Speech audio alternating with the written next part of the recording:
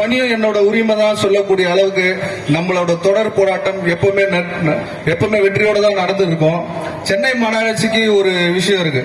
என்னன்னா, சென்னை மாநகராட்சியில இதுவரை கண்டிராத போராட்டம் எல்டிசி நடத்துற போராட்டம் மட்டும்தான்.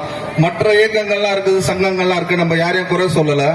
ஆனா அவங்க எல்லாம் நடத்தினாங்கன்னா அந்த கூட்டம் பொதுக்கூட்டமா இருக்கட்டும், ஆர்ப்பாட்டமா இருக்கட்டும், எதுவா இருந்தாலுமே அவங்க என்ன பண்ணுவாங்கன்னா நடத்துவாங்க. நானா நம்ம எல்டிசி சங்கத்தோட பவர் என்னன்றது தெரியாம அவங்க தானே நடத்துவாங்க. 1 hour நிற்பாங்க, 2 hour நிற்பாங்க, இல்ல ஒரு நாள் தாக்கு பிடிப்பாங்க. அந்த ஒரு நாள்ல நாங்க தாக்கு பிடிக்க மாட்டோம்.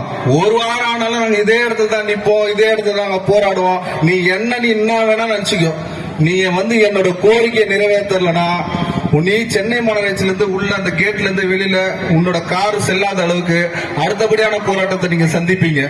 ஏன்னா இத சும்மா நாங்க போராட்டமே நடத்தினே இருப்பாங்க, நடத்திட்டு முடிச்சுட்டு போயிட்டா இவங்க சைலண்டா போயிடுவாங்கன்ற நினைப்பெல்லாம் எல்டிசி சங்கத்துக்கிட்ட கிடையாது. ஒரு போராட்டத்தை இறங்கி நின்னோம்னா அதை அடிச்சுட்டு அதை ஜெயிக்காம நாங்க வெளியில வரவே மாட்டோம். இது எங்களோட போராட்டம். பாரதிய அண்ணன் நம்ம கிட்ட எப்பவுமே ஒண்ணு சொல்லுவாரு, இந்த ஆதிக்கத்தில் இருக்கக்கூடிய அதிகாரிங்க, இந்த ஜாதி வரி பிடிச்ச அதிகாரி, இவங்க எல்லார் தலையிலும் குப்பை இருக்குது, அந்த குப்பையை அகற்றணும்னா நம்ம தூய்மை பணியாளர்கிட்ட கொடுத்து போற அந்த குப்பையை அகற்றி அடிச்சுட்டு. இன்னைக்கு அதே விஷயத்த நானும் சொல்றேன். இந்த ஜாதி வரி பிடிச்சவன் ஆதிக்க திமிருல இன்னைக்கு அதிகாரிகள் உட்கார்ந்து கொண்டு உன் தலையில குப்பை இருக்குது பத்தியா, அந்த தலைக்கு இருக்கிற என் தூய்மை பணியாளர்கள் உடனடியாக சுத்தம் செய்வாங்க. சுத்தம் செய்யறதுக்கு மட்டும் இல்ல, உன் தலையில இருக்கிற முடிய கூட பிச்சை எடுத்து வெளியே வந்துருவாங்க.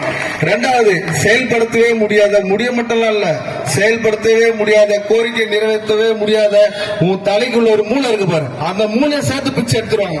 எங்களுக்கு தேவை, எங்களோட கோரிக்கை நிறைவேற்ற முடியாத இந்த தமிழக அரசு, மாண்புமிகு முதல்வர் அவர்கள் எதிர்கட்சி தலைவரா இருக்கும் போது நீங்க தூய்மை பணியாளருக்கு அதை செய்ய போறேன், உட்காந்து டிஃபன் சாப்பிடுறீங்க, அங்க போறீங்க, இங்க வரீங்க, சொன்ன வாக்குறுதி நிறைவேற்ற முடியல உங்களால. இன்னும் அப்படி நீங்க அரசாங்கம் லண்டன் போறீங்க, யூகே போறீங்க, நிறைய முதலீடு கொண்டு வர போறீங்க. இங்க சென்னையில இருக்கிற கீழ் மட்டத்துல அடிமைத்தனத்துல எங்களை வேலை வாங்கி கொடுக்குற சென்னை மாநகராட்சி, அந்த சென்னை மாநகராட்சிக்கு நீங்க அதிகாரம் கொடுத்து இவரை உடனே பணி நிரந்தரப்படுத்தணும் சொல்றதுக்கான ஒரு விஷயத்தை உங்களுக்கு செஞ்சு தர முடியலன்னா அப்ப நீங்க என்ன தமிழ்நாடு அரசு என்ன பண்ண போறீங்க?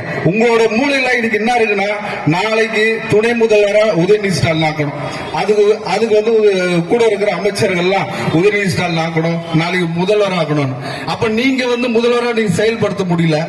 ஒருத்தர் துணை முதல்வர் ஆக்கி அவரை உடனே பணி நிரந்தரப்படுத்திடுவாரா, அவர் பணி பாதுகாப்பு கொடுத்துருவாரா? அவுட் சோர்சிங் முறைன்றத உடனடியாக நீங்க ரத்து செய்யுங்க. எங்களோட போராட்டம்ன்றது தொடர்ச்சியான போராட்டம். மற்றபடி நாங்க இன்னைக்கு இந்த பேரணி நாளைக்கு சென்னை மாநகராட்சி இதை பத்தி பேச தொடங்குவாங்க. இந்த ஆப்ன்ற விஷயம் நாளையோட ஓஞ்சிரும் நினைக்கிறேன். கண்டிப்பா நம்மளோட போராட்டம் எதுல நம்ம தொடங்கணுமோ கண்டிப்பா அதை வெற்றியோட முடிப்புன்றதை கேட்டுக்கொண்டு வாய்ப்புக்கு நன்றி பாராட்டி விடுவது. நன்றி.